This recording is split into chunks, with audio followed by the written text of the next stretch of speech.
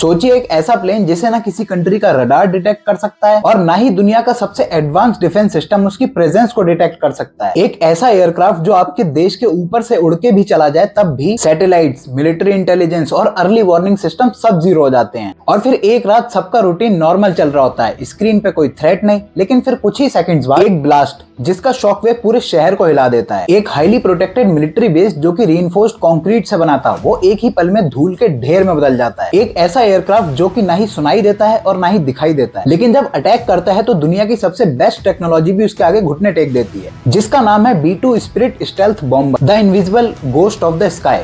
एक ऐसी war machine जिसका पहला क्लू ही आपको तभी पता चलेगा जब वो आप पे बॉम्ब्स ड्रॉप कर चुका होगा।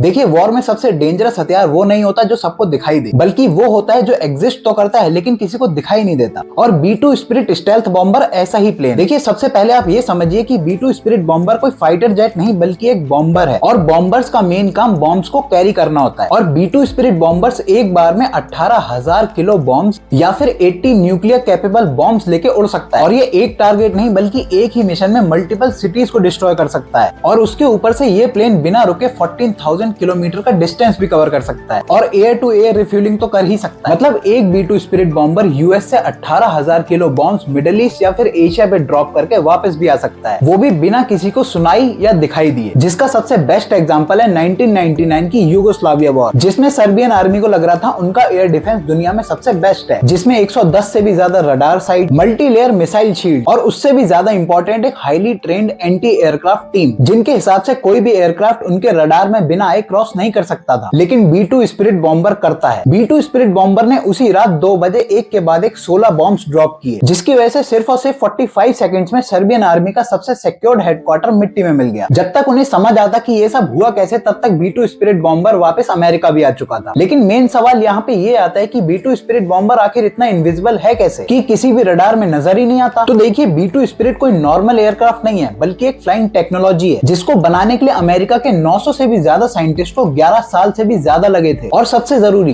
B-2 का रियल पावर उसके बॉम्ब्स, इंजन या फिर स्पीड में नहीं है, बल्कि उसके रडार से छुपने की स्टेल्थ टेक्नोलॉजी में छिपी है। और जिसका पहला रीजन है उसका फ्लाइंग विंग डिजाइन। अगर आप B-2 स्पिरिट का डिजाइन देखोगे तो वो किसी नॉर्मल एयरक्राफ्ट जैसा नहीं है। इसमें ना ही कोई टेल है, ना ही कोई वर्टिकल फिन और ना ही कोई स्टैंडिंग सरफेस, क्योंकि जितने ज्यादा एजेस उतना easily radar signal bounce back होते हैं। लेकिन अगर आप B-2 स्पिरिट का डिजाइन देखोगे तो वो स्मूथ कर्व्ड विंग जैसा है, जिसके ऊपर रडार वेव्स पड़ते ही साइड से स्लाइड हो जाती हैं, जिसकी वजह से रडार एंटीनास को रिटर्न सिग्नल मिलते ही नहीं है और स्क्रीन पे B-2 स्पिरिट एक बर्ड या फिर एक छोटे डॉट की तरह अपीयर होता है। दूसरा सीक्रेट है B-2 की आउटर स्किन। देखिए, ये कोई नॉर्मल मेटल नहीं है बल्कि एक टॉप सीक्रेट कंपोजिट मटेरियल से बनी हुई कोटिंग है। लेकिन फिर आप पूछोगे कि अनुकूल, इस कोटिंग का मेन काम क्या होता है? तो देखिए, इस कोटिंग का काम होता है रडार सिग्नल को एब्जॉर्ब करके उसे हीट में कन्वर्ट कर देना, ताकि सिग्नल्स वापस ही ना जा पाए। और ये कोटिंग इतनी सेंसिटिव होती है कि हर फ्लाइट के बाद टेक्नीशियंस इसको पेंट नहीं बल्कि सर्जिकल ऑपरेशन करके रिपेयर करते हैं। इसी कोटिंग की वजह से B-2 स्पिरिट को रडार पर देखना ऑलमोस्ट इम्पॉसिबल होता है। अब इस सब के बाद आता है कि आखिर B-2 स्पिरिट बॉम्बर की कॉस्ट कितनी होती है। तो देखिए, अकॉर्डिंग टू रिपोर्ट्स एक B-2 स्पिरिट बॉम्बर का प्राइस $2 बिलियन है और इसकी पर फ्लाइट कॉस्ट लगभग $1,35,000 पर आवर है। इसलिए अमेरिका भी इन प्लेन्स को सिर्फ खास मिशन में यूज करता है। अमेरिका जैसी कंट्री जिनका एनुअल डिफेंस बजट $1 ट्रिलियन